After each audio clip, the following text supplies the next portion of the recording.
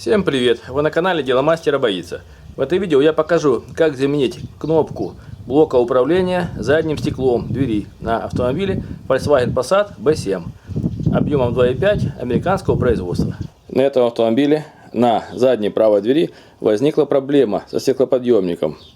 Кнопка заедает. Сейчас я покажу, как это себя проявляет при включенном зажигании.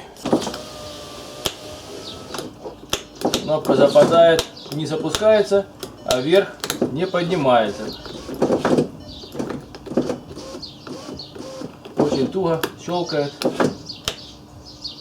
Возникла проблема с кнопкой. Для замены я купил новую кнопку, правда китайского производства, не оригинальную, фирмы Вика, которая стоит около 300 гривен, что в 2 раза дешевле от оригинала. Но тем не менее она добротно упакована и имеет такой внешний вид.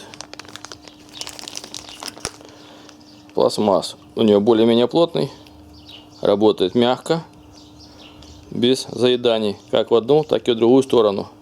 Теперь необходимо ее установить на заднюю дверь автомобиля. Для того, чтобы заменить эту кнопку, в первую очередь необходимо отключить электропитание. Отключения зажигания вполне хватит. Затем нам понадобится такая пластмассовая лопатка или другой удобный предмет. Аккуратно спереди кнопки необходимо нажать на кнопку защелки, которая находится здесь, для того, чтобы до щелчка. И после этого аккуратно поднимаем кнопку вверх.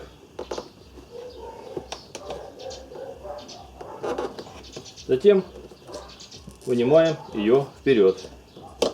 Осталось отсоединить разъем электропитания. Для этого нажимаем на вот этот выступ, и она вынимается. Вот так выглядит эта кнопка управления. В передней части она фиксируется на этот язычок, а сзади на эти выступы.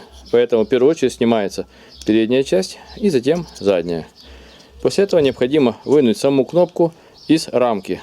Здесь есть такие небольшие защелки-фиксаторы, которые необходимо отогнуть и вынуть кнопку вертикально вверх. Затем с помощью плоской миниатюрной отверточки необходимо отсоединить вот эти зацепы с двух сторон. Заводим отверточку в это отверстие и аккуратно отжимаем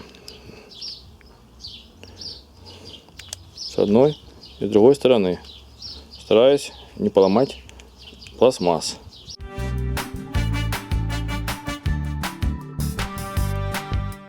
Одна сторона уже вышла, осталось защелкнуть вторую, стараясь ничего не поломать. Вот кнопка снята со своих разъемов. Здесь видны вот эти зажимчики, за которые фиксируется кнопка к рамке.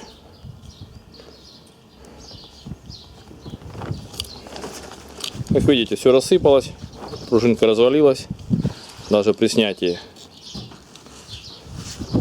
Поэтому была такая проблема из-за выработки пластмассы на кнопках. К тому же на оригинальной кнопке управления отломалась пластмасса вот в этих местах. Кнопка перестала нормально фиксироваться на своих разъемах, соответственно, ухудшились ее свойства. В принципе, нижняя часть еще работоспособная, но мы поменяем все в сборе, оставим их на запчасти. После этого вставляем кнопку управления стеклоподъемником в рамку, фиксируя на этих зажимчиках рамку. Здесь уже легче до щелчка. Кнопка работает мягко, можно устанавливать ее на дверь. Вначале подключаем разъем кнопки управления до щелчка и вставляем рамку на свое место. Сначала заводим заднюю часть и плавно опускаем переднюю до щелчка. Осталось проверить работу кнопки стеклоподъемника. Включаем зажигание автомобиля и проверяем работу кнопки.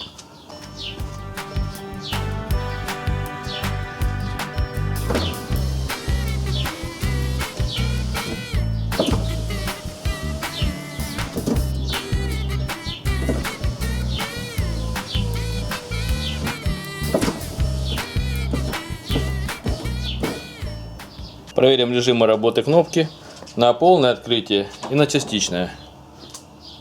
После закроем окно и опустим. Кнопка работает, теперь потихонечку начнем поднимать вверх.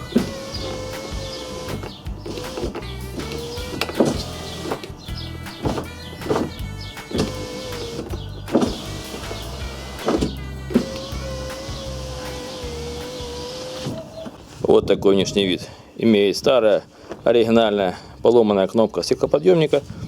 Используем ее в будущем на запчасти.